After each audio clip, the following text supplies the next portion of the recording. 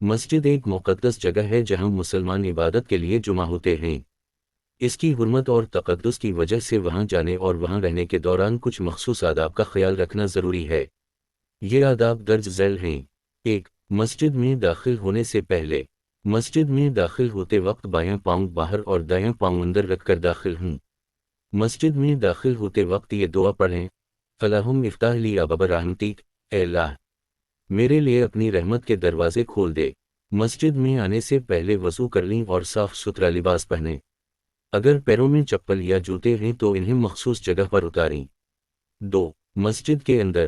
مسجد میں خاموشی اختیار کریں اور کسی قسم کا شور شرابہ نہ کریں۔ مسجد کے اندر موبائل فونز کو خاموش کر دیں یا بند کر دیں تاکہ عبادت میں خلل نہ ہو۔ نفل نماز پڑھنے سے پہلے 2 رکعت تحیہ المسجد پڑھیں، اگر وقت اور حالات اجازت دیں۔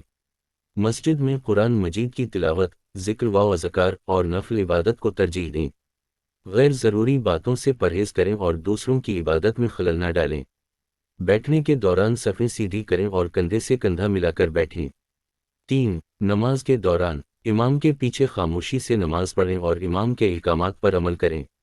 صفوں میں جگہ چھوڑنے سے گریز کریں اور صف کو بھر کر کھڑے ہوں۔ سجدے میں جاتے وقت نہایت احتیاط سے جائیں تاکہ دوسروں کو تکلیف نہ ہو۔